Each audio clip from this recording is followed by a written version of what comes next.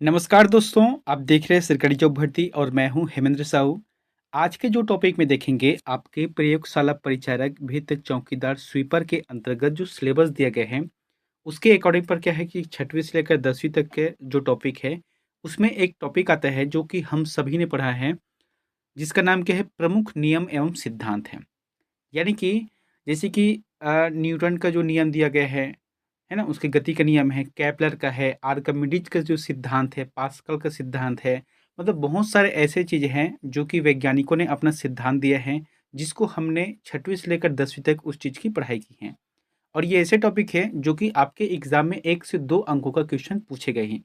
तो मैं आप लोगों को आज के जो टॉपिक है इसमें कुछ ऐसे सिद्धांत हैं, कुछ ऐसे नियम हैं जिसको बताऊँगा और फिर उसी से संबंधित लगभग 20 वस्तुनिष्ठ प्रश्नों को भी देखने वाले हैं जो कि बहुत ही ज़्यादा इम्पोर्टेंट है। एक चीज़ यहाँ पर कहना चाहता हूँ कि ये जो वीडियो है लगातार जो है आ रहा है, ठीक है? तो आपको जो है कभी भी सिलेबस को देखकर चौंकना नहीं कि इतना बड़ा सिलेबस है, हम कैसे तैयारी करेंगे? बस आपको वीडियो जितना मैं डाल रहा हूँ ना, आपको उतने को ही धीरे-धीरे करके पढ़ना है और धीरे-धीरे करके जो किया गया प्रयास ना अंतिम में एक दिन ऐसा होता है कि आपका संपूर्ण सिलेबस कंप्लीट हो जाएगा। यानी कि अगर आप सोचोगे कि एक साथ में सिलेबस कंप्लीट करूँगा, तो फिर कोई भी नहीं कर सकता। बस थोड़ा-थोड़ा करके आप लगे रहो, एक दिन ऐसा होगा कि आपका सभी एग्ज़ाम का सिलेबस कंप्लीट हो जाएगा। जैसे कि विज्ञान का तो चल ही रहा है, बाकी छत्तीसगढ़ है और इंडियन जीएस का डालता हूँ ना, तो वो आपके हर एग्ज़ाम के लिए काम आने वाला है। तो फिर चलते हैं वीडियो की तरफ। सर्वप्रथम ये है कि अगर आप हमारे चैनल पर नए हो तो हमारे चैनल को सब्सक्राइब कर देना और बेल आइकन को ज़रूर दबा देना। अगर फ्री में आपको पीडीएफ चाहिए तो टेलीग्राम चैनल पर जाना। टेलीग्राम का लिंक मैंने अपने डिस्क्रिप्शन बॉक्स में दे दिया है, ठीक है? चलते हैं यहाँ पर वीडियो की तरफ। तो आप लोगों के लिए जो होमवर्क दिया था उसको सर्वप्रथम देखते हैं कि होमो सेपियंस किसका वैज्ञानिक नाम है। तो इसका जो आंसर आ जाएगा मनुष्य का, है ना? मनुष्य का जो वैज्ञानिक नाम है होमो सेपियंस है। आज के जो टॉपिक है विज्ञान के कुछ प्रमुख नियम और सिद्धांत को देखते हैं। सर्वप्रथम आता है पास्कल का नियम। तो पास्कल का नियम क्या होता है, कैसे कार्य करते हैं? ये जो है संतुलन में द्रव्य का दबाव चारों तरफ बराबर होता है। जब संतुलन में रहता है ना तो द्रव्य का जो दबाव रहता है चारों तरफ रहता है, ये पास्कल के नियम के अंतर्गत है। जैसे कि सिंपल से एक उदाहरण देता हूँ। मान लीजिए आपके घर में थाली होगा, ठीक है? अब उस थाली में आप डाल दो 1 गिलास पानी। अगर वो थाली अगर बराबर हिस्से में रखा रहेगा, तो वो जो पानी है एक समानांतर में सभी दिशा की ओर फैल जाएगा। लेकिन जैसे थाली थोड़ा-सा ऊपर-नीचे रहेगा ना, तो एक तरफ ज़्यादा पानी रहेगा, एक तरफ है उथला हो जाएगा। जैसे कि एक उदाहरण है हाइड्रोलिक लिफ्ट का, है ना? जैसे कि लिफ्ट जो चलता है या सिंपल से अगर हम जेसीबी को लेकर चलते हैं, ठीक है? वो किसमें सिद्धांत में कार्य करता है? इसी सिद्धांत में कार्य करता है ना, हाइड्रोलिक में। यानी कि उसका जो है बराबर बेस रहता है ना, तो चारों दिशा से अगर बराबर रहते हैं तभी जाके उसका जो है दबाव है एक साथ बन पाता है। ये हो गया पास्कल का नियम। उसके बाद है हुक का नियम। तो हुक का नियम क्या है? इसमें कहा गया है प्रत्यस्था सीमा के अंदर प्रतिबल सदैव विकृत के समानुपाती होते हैं। किसके समानुपाती होते हैं? विकृत के समानुपाती होते हैं। प्रत्यस्थ सीमा के अंदर की बात है ये। उसके बाद आता है आर्किमिडीज का जो सिद्धांत है, ये काफ़ी इंपॉर्टेंट है। आर्किमिडीज का सिद्धांत आप इसे स्टार मार्क का जरूर करना। आप चाहो ना तो आप नोट करके भी रख सकते हो, ठीक है? तो फिर यहाँ पर क्या है, किसी द्रव्य में डूबे किसी ठोस पर लगा उत्प्रेक्ष ठोस द्वारा हटाए गए द्रव्य के भार के बराबर होता है। यहाँ पर भारत हो गए हैं, भार के बराबर यहाँ होता है। क्या समझे यहाँ पर? किसी भी जो है द्रव्य में डूबे किसी ठोस पर, है ना? जैसे कि कोई द्रव्य है, अब उसमें जो कोई ठोस डूबा हुआ है, तो उस पे उत्प्रेक्ष ठोस द्वारा हटाए गए द्रव्य के भार के बराबर इनका होता है। ये आर्किमिडीज का सिद्धांत है, ठीक है?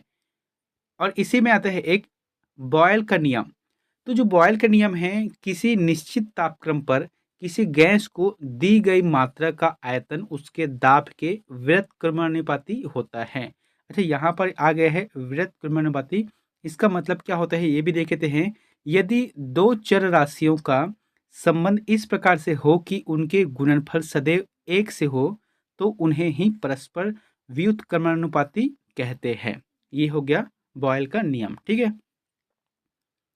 उसके बाद आता है न्यूटन के गति का नियम। आप ना किसी चीज़ को याद करो चाहे मत करो, लेकिन न्यूटन के जो गति हैं, जिन्होंने 3 नियम दिए हैं, बस आपको ये देख लो, आपका बहुत सारे प्रश्न बन जाएगा। और मैं तो ऐसा लगता है कि शायद संभवतः जो है इसमें से एक प्रश्न ज़रूर आ जाएगा कि न्यूटन की गति से संबंधित। आप लोग बड़ा ध्यान से समझना क्या बोला गया है। न्यूटन ने 3 नियम दिए हैं गति के, ठीक है? तो प्रथम जो नियम है उसे कहते हैं जड़त्व का नियम। प्रथम नियम क्या है? जड़त्व का नियम है। इसके अंतर्गत यदि कोई वस्तु विरामावस्था में है, तो वह विरामावस्था में ही रहेगा, ठीक है? या यदि वह एक समान चाल से सीमा रेखा में चल रही है, तो वो वैसे ही चलती रहेगी जब तक कोई बाह्य बल उसका मतलब उसकी वर्तमान अवस्था में परिवर्तन ना किया जा सके। ठीक उदाहरण के तौर पर क्या है, गाड़ी चालक से अ, गाड़ी अचानक से चलता है तो यात्री पीछे हो जाता है। जैसे कि सिंपल से एक उदाहरण देता हूँ, ठीक है? कोई यात्री जो है बस में बैठा हुआ है, ठीक है? अब वो बस में जब बैठा है तो बस रुका हुआ है। इसका मतलब क्या है, व्यक्ति जो है सीधे तौर पे आराम से बैठा हुआ है। लेकिन जब गाड़ी चलता है, तो गाड़ी जब चलता है तो गाड़ी की गति के साथ-साथ वो व्यक्ति का भी गति चलता है। इसका मतलब वहाँ पर भी बराबर मात्रा में है। लेकिन गाड़ी अचानक से कोई बाह्य बल देता है, जैसे कि ब्रेक मार के रोकता है या रुके हुए अवस्था में तेज गति से जब क्लच को छोड़ता है, यानी कि तेज गति से बढ़ता है, तो वो अपनी जगह से पीछे हट जाता है या गिर जाता है। ऐसा होता है ना? जैसे कि गाड़ी अगर अचानक से चलता है तो व्यक्ति पीछे हो जाता है और अचानक से अगर रुकता है तो व्यक्ति आगे की ओर झुक जाता है। तो यही है गति का प्रथम नियम, जो कि जड़त्व का नियम कहते हैं। और इसे ना लुसेंट की जो बुक है उसमें अच्छा तरीके से समझाया है। एक और उदाहरण है ना, जैसे कि कोई कंबल है, अब उसमें क्या है, धूल जमा हुआ है, तो अपनी अवस्था में है तब तक तो ठीक है, लेकिन बाह्य बल पड़ता है कि डंडे से अच्छे पीटता है ना, तो जो है कंबल तो आगे बढ़ जाता है, लेकिन धूल अपनी जगह पर रहता है और वहीं पर वह गिर जाता है। ये हुआ न्यूटन का प्रथम नियम, ठीक है? उसके बाद है द्वितीय नियम। तो द्वितीय नियम में क्या बोला गया है, किसी वस्तु के संवेग में परिवर्तन की दर उस वस्तु पर आरोपित बल के समानुपाती होता है तथा संवेग परिवर्तन परिवर्तन बल की दिशा में होता है तथा संवेग परिवर्तन बल की दिशा में होता है। ये डबल रिपीट हो गया, ठीक है? तो ये होता है जिसे कहा जाता है बल का व्यंजक प्राप्त होता है। ये हो गया द्वितीय नियम। अब इसमें एक और आते हैं तृतीय नियम, जो कि काफी इंपॉर्टेंट है। इसमें क्या बोला गया है, प्रत्येक क्रिया के बराबर परंतु विपरीत दिशा में प्रतिक्रिया होती है। जैसे कि बंदूक चलाने से गोली जब चलता है तो पीछे जो व्यक्ति है वहाँ गिर जाता है।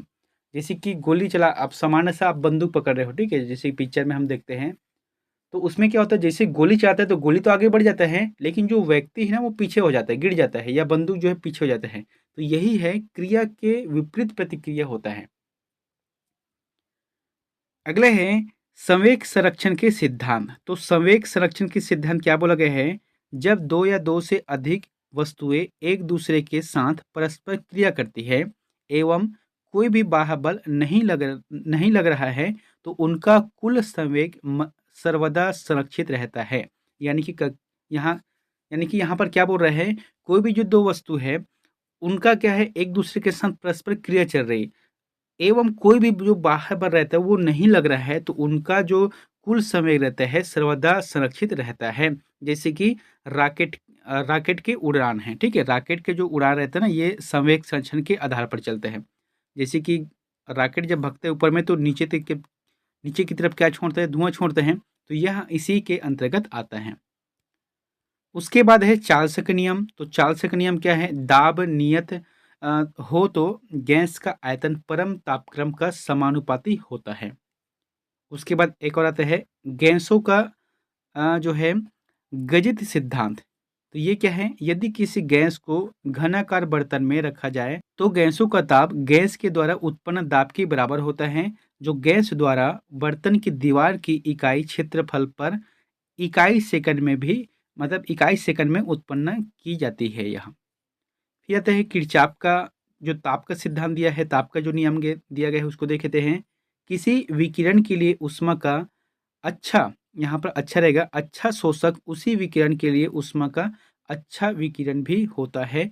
ऊष्मा का इकाई जूल होता है। ये तो खैर उसकी मात्रक है, ठीक है? ऊष्मा की इकाई क्या है, जूल है, जो कि किरचॉफ का जो ताप नियम है उसके बारे में कहा गया है। एक आता है डॉपलर का नियम। तो डॉपलर का जो नियम है और ओम का नियम हम सभी ने जो है अपने अपने जो समय था उसमें हम लोगों ने पढ़ा भी है। क्या बोला गया है कि यदि ध्वनि स्रोत तथा श्रोता के मध्य सापेक्ष गति हो रही हो तो श्रोता को स्रोत की आवृत्ति बदली हुई प्रतीत होती है। इस घटना को डॉपलर प्रभाव या डॉपलर का नियम कहते हैं, ठीक है? इसी में आता है ओम का नियम। तो ओम का नियम क्या कहते हैं, यदि किसी चालक की भौतिक अवस्थाएं अपरिवर्तित रहे तो उसके सिरों पर लगाए गए विभवांतर तथा उसमें प्रवाहित विद्युत धारा की निष्पत्ति नियम रहती है। उसके बाद आता है ऊर्जा संरक्षण के सिद्धांत, यानी कि ऊर्जा को किस तरीके से संरक्षण कर सकते हैं। ऊर्जा का ना तो निर्माण होता है और ना ही विनाश होता है। ऊर्जा मतलब देखो, एक तो क्या होता है, आप जैसे कि प्राकृतिक रूप से होना चाहिए, जैसे कि कोयला है, पेट्रोल है, ये तो एक दिन समाप्त होने वाला था, जैसे कि पहले नहीं था। फिर जो है कोयला पेट्रोल की खनिज की प्राप्ति हुई, लेकिन एक समय बाद उसका दोहन हो जाएगा।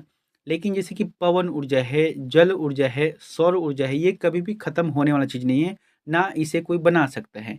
ये ऑटोमेटिक है, यानी कि इसे ना कोई बना सकता है और ना ही इसका कोई विनाश कर सकता है। कोई भी पिंड की ऊर्जा हमेशा नियत होती है, इसका केवल एक रूप में रूपांतरण होता है। अगला है बर्नौली प्रमेय, बहुत ही अच्छा है यहाँ पर। जब कोई असंपीड़ी और असान्य द्रव्य अर्थात द्रव किसी नदी में धारा रेखी प्रवाह में बहता है तो उसे उसके मार्ग के प्रत्येक बिंदु पर इसके एकांक आयतन या एकांक द्रव्यमान की ऊर्जा नियम रहती है। अगला है केपलर का ग्रहीय गति के नियम। तो इसमें क्या बोला गया है, केपलर के जो ग्रह के बारे में नियम बताया गया है। सूर्य के चारों ओर चक्कर लगाने वाले ग्रहों का जो है पथ दीर्घवृत्त या अंडाकार होता है। कहने का मतलब ये है कि जैसे कि कोई सूर्य है, तो सूर्य के ये तो स्थान पर अपनी जगह है, लेकिन जो बाहर ग्रह रहते हैं ना, वो अंडे की दिशा में वहाँ चलता है। अब ये किसने कहा है, केपलर ने कहा है। अब ये कब की बात हो सकता है, लगभग लगभग 200 300 400 साल की पहले की बात है, ठीक है। लेकिन हमारा जो विज्ञान है या ये इतना ज़्यादातर अंग्रेजों से ज़्यादा प्रभावित है। एक चीज़ बताओ, इसी के बारे में, ग्रहों के बारे में, जो सूर्य के चारों ओर चक्कर लगाते हैं, क्या केपलर ने बताया था?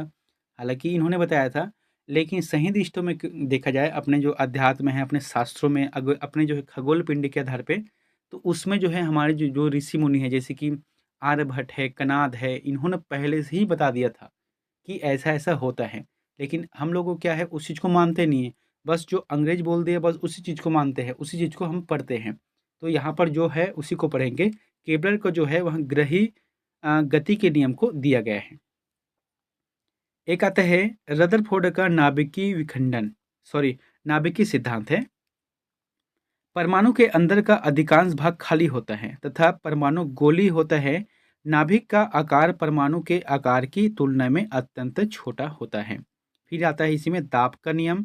तो दाब का नियम में क्या बोलते हैं, स्थिर आयतन पर किसी गैस के निश्चित द्रव्यमान का दाब उसके परम ताप का अनुक्रमानुपाती होता है। अर्थात स्थिर आयतन पर यदि किसी गैस का ताप बढ़ाया जाता है तो दाब बढ़ता है, और यदि ताप बढ़ाया जाता है तो फिर दाब घटता है। ये हो गया दाब का नियम।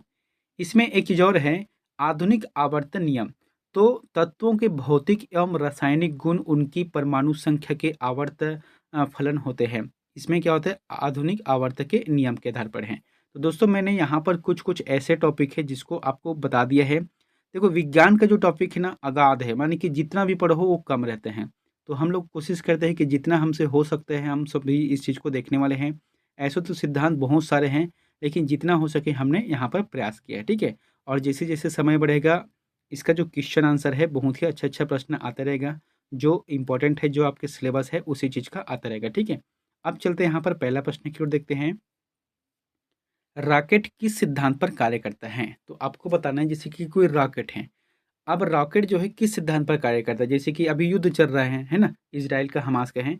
तो यहाँ से जैसे कि एक लॉन्चर है, अब यहाँ से रॉकेट को जैसे टारगेट पर सेट करके भेजता है, तो क्या होता है, यहाँ से आग या धुआं निकलता है, ठीक है। तो ये जो आग जो धुआं है, वह प्रेशर मार रहा है जमीन की तरफ, और ये जो है भग रहा है ऊपर की तरफ, ठीक है। तो ये जो सिद्धांत है किस आधार पर कार्य करता है, इसका आंसर आ जाएगा संवेग संरक्षण। संवेग संरक्षण के आधार पर कार्य करता है, ठीक है। उसके बाद है दूसरा। दूसरा में क्या है कि उत्प्लवकता से संबंधित वैज्ञानिक है। तो मैंने आपको जो बताया था ना, वही है कि उत्प्लवकता से संबंधित वैज्ञानिक है आर्कमिडीज। आर्कमिडीज का जो सिद्धांत है वहाँ इसी से संबंधित है। तीसरा प्रश्न है, किसी ध्वनि स्रोत की आवृत्ति में होने वाला उतार चढ़ाव कहलाता है। तो किसी ध्वनि के स्रोत में जो आवृत्ति रहते हैं ना, उसमें उतार चढ़ाव कहलाते हैं। वो क्या चीज़ है, डॉपलर का प्रभाव या डॉपलर का जो सिद्धांत मैंने आपको बताया था ना, यहाँ पर है। क्या है डॉपलर का सिद्धांत? देखो यहाँ पर क्या था कि यदि ध्वनि स्रोत या श्रोता के मध्य सापेक्ष गति हो रही हो तो श्रोता और स्रोत की आवृत्ति बदली हुई प्रतीत होती है। तो यह क्या डॉपलर का नियम है, ठीक है। उसके बाद है चौथा प्रश्न है कि परमाणु बम का सिद्धांत आधारित है। तो परमाणु बम देखो दो चीज होता है, परमाणु बम होता है, एक हाइड्रोजन बम होता है। कहा जाता है कि हाइड्रोजन बम जो है परमाणु बम से भी खतरनाक रहता है, ठीक है। तो यहाँ पर जो परमाणु बम है जो कि आपको देखने को मिलेगा, अगर पढ़ते तो फिर जापान में गिराया था अमेरिका ने। कब कब गिराया था आपको पता होना चाहिए, इतिहास के जो टॉपिक है इसमें। तो इसका जो देखो 6 अगस्त को गिराया था हिरोशिमा में, और 9 अगस्त को गिराया था नागासाकी में। फिर जाके 12 अगस्त को जापान ने आत्मसमर्पण किया। उसके बाद जो है द्वितीय विश्व युद्ध का समाप्त हुआ, ठीक है, ये हो गया।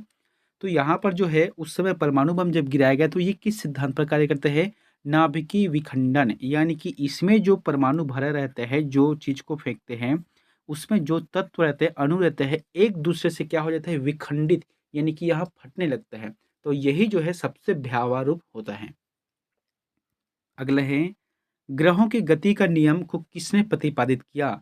तो अभी जस्ट पढ़े हैं केपलर रहेगा। केपलर ने ग्रहों की जो गति है उसके आधार पर सूर्य है, सूर्य के चारों ओर सभी ग्रह घूमते हैं जो कि अंडाकार में घूमते हैं। अगले है पृथ्वी तथा अन्य ग्रह सूर्य के चक्कर लगाते हैं, किसका कथन है? तो किसने कहा था कि पृथ्वी तथा अन्य ग्रह सूर्य के चक्कर लगाते हैं? तो आंसर जाएगा कापरनिक्स। कापरनिक्स ने कहा था कि सूर्य जो है अपनी जगह पर है और पृथ्वी तथा जो भी अन्य ग्रह है वो सभी घूमते हैं, लेकिन अंडाकार में जो घूमने वाली बात है वहाँ ग्रहों की जो गति का नियम दे दिया था वहाँ केपलर ने दिया था, कापरनिक्स ने नहीं दिया था, ठीक है। अगले है तारों व सूर्य की ऊर्जा का स्रोत है। अब जैसे कि तारे दिखते हैं, अब उस तारे को छोड़ दो, आप पहले सूर्य को देखो। तो सूर्य का जो सिद्धांत चलता है वहाँ किस आधार में चलता है? भाई वहाँ पर तो कोई लकड़ी नहीं जो कि जलता रहेगा। तो इसका जो आंसर जाएगा नाभिकीय संलयन, यानी कि वहाँ पर जो तत्व मौजूद है ना वो जो है एक दूसरे से जुड़ता है, और जब जुड़ता है नाभिकीय संलयन होता है तो उसमें से ज्वाला निकलते हैं जो कि निरंतर यहाँ चलता रहता है। अगर नाभिकीय विखंडन होता तो उसका जो प्रभाव है फैल जाता पूरे ब्रह्मांड में। तो ऐसा नहीं होता, नाभिकीय संलयन के आधार पर होता है।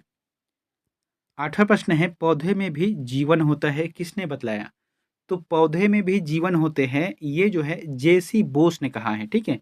जेसी बोस मतलब जगदीश चंद्र बोस ने कहा है, और इसलिए जो है इसे नोबेल प्राइज भी मिला है। अगला है आधुनिक एंटीसेप्टिक सर्जरी का जनक है। तो आधुनिक एंटीसेप्टिक सर्जरी, तो ये रहेगा जोसेफ लिस्टर। जोसेफ लिस्टर जो कि आधुनिक एंटीसेप्टिक सर्जरी का जनक माना गया है। अगला है स्याही सोखता, मतलब किस सिद्धांत पर कार्य करे? जैसे कि हम कापी पेन में लिखते हैं, पेन पेन को कापी में लिखते हैं तो वो स्याही क्या सोखते लगता है, तो ये किस सिद्धांत पर है? परासरण, परासरण सिद्धांत पर यहाँ कार्य करता है। अगला है आइंस्टीन को नोबेल पुरस्कार मिला था, तो किस क्षेत्र में आइंस्टीन को नोबेल पुरस्कार मिला था बताना है। इसका जो आंसर क्या जाएगा, हालांकि आइंस्टीन ने सापेक्षता का भी सिद्धांत दिया था, लेकिन इनको जो नोबेल पुरस्कार मिला है वहां प्रकाश विद्युत प्रभाव की व्याख्या करने पर यहाँ दिया गया था। इसका जो आंसर आ जाएगा पहला, है ना। एक चीज और देखे हैं कि सापेक्षता का जो सिद्धांत है और द्रव्य ऊर्जा का जो समीकरण है वहाँ आइंस्टीन ने दिया था। और इसका एक चीज फार्मूला बहुत ही फेमस है, यहाँ पर क्या लिखा है, E is equal to M C square के लिए यहाँ जाने जाते हैं। अगला है क्वार्टर्ज घड़ियां किस सिद्धांत के अनुसार कार्य करती है? क्या बोला गया है? क्वार्टर्ज घड़ियां किस सिद्धांत के अनुसार से कार्य करती हैं? सही जवाब आ जाएगा दाब विद्युत प्रभाव। दाब विद्युत प्रभाव के अंतर्गत यहाँ कार्य करती हैं। अगला है विद्युत मोटर किस सिद्धांत पर कार्य करती है? अब जैसे कि एक मोटर है, अब यहाँ से क्या होता है, विद्युत दिया जाता है ना, तब तभी जाके ये विद्युत मोटर होते हैं। तो ये किस सिद्धांत पर कार्य करते हैं? ये रहेगा फैराडे के नियम के आधार पर कार्य करते हैं। यहाँ से कभी कभी ये पूछता है कि इनका जो कार्य करने का जो मतलब दिशा है वह कैसा है? तो ये होता है विद्युत मोटर विद्युत ऊर्जा से यांत्रिकी ऊर्जा में बदलता है। अगला है रडार की कार्यप्रणाली किस सिद्धांत पर आधारित है? तो रडार का जो कार्यप्रणाली है रेडियो तरंगे पर आधारित है। अब जैसे कि देखो हमारा पृथ्वी यहाँ पर है, चंद्रमा यहाँ पर है, कई लाख किलोमीटर की दूरी है, ठीक है। तो पृथ्वी से जो उपग्रह भेजा गया है तो ज़्यादा से ज़्यादा इतना दूर तक है। अब देखो यहाँ पर हमारा जो चंद्रयान यहाँ पर गया है 3 गया है शिव शक्ति पॉइंट में, तो आपको देखना है कि इतने दूर का जो सूचना है कैसे भेज सकते हैं। तो यही होता है रडार के माध्यम से, जो कि रेडियो तरंगे के आधार पर होता है। अगला है हाइड्रोजन बम आधारित है, तो हाइड्रोजन बम किस पर आधारित है? नाभिकीय संलयन पर आधारित है, मैंने बताया था आपको। अगला है लेंज का नियम है, तो लेंज का नियम क्या है? द्रव्यमान संरक्षण का। लेंज का जो नियम है वहाँ द्रव्यमान संरक्षण का है। दोस्तों अगर वीडियो आप लोगों को फास्ट लगता है तो एक बार स्वयं से लगा कर देखना, वीडियो को पॉज कर लेना, या जो सेटिंग में जाकर इसका स्पीड को भी कम कर सकते हो। उसके बाद है पृथ्वी की आयु ज्ञात करने में प्रयोग होता है। तो जैसे कि पृथ्वी की आयु ज्ञात करने की, पृथ्वी कितनी वर्ष से पुरानी है, तो ये इसका जो तरीका है वहाँ यूरेनियम डेटिंग से है। यूरेनियम डेटिंग से पृथ्वी की आयु की ज्ञात किया जाता है। और एक होता है कार्बन डेटिंग, जिससे जीवाश्म की आयु को ज्ञात किया जाता है। अगला है स्टोक्स का नियम संबंधित है। तो स्टोक्स का जो नियम वहाँ संबंधित है द्रव्य में गिरती हुई गोली से है। इसका आंसर आ जाएगा बी नंबर रहेगा। अगला है नेचुरल सिलेक्शन का सिद्धांत किसने बनाया? बहुत अच्छा प्रश्न है, कई बार एग्जाम पूछे गए हैं ये। क्या बोला गया है? नेचुरल सिलेक्शन का जो सिद्धांत है वहाँ डार्विन डार्विन ने बनाया है। दोस्तों अंतिम का प्रश्न ना आप लोगों के लिए होमवर्क है, बहुत ही अच्छा प्रश्न है। आप इसका आंसर हमें प्लीज़ कमेंट बॉक्स पर जाकर जरूर बताएं। क्या बोला गया है कि आकाश नीला प्रतीत होने का कारण है? अब जैसे कि वास्तविकता देखो ना, तो आकाश जो है काला है, तो जो हम लोग जो देखते हैं नीला दिखाई देता है, ये किस वजह से होता है आपको ये बताना है। ऑप्शन क्या है? विवर्तन की वजह से है, कि अपवर्तन की वजह से है, कि प्रकीर्णन की वजह से है, या परावर्तन की वजह से है। इन चारों में से जो भी ऑप्शन आपको सही लगता है तो प्लीज़ हमें कमेंट बॉक्स पर जाकर जरूर कमेंट करें। मिलते हैं नेक्स्ट वीडियो में एक नई जानकारी के साथ। Thank you.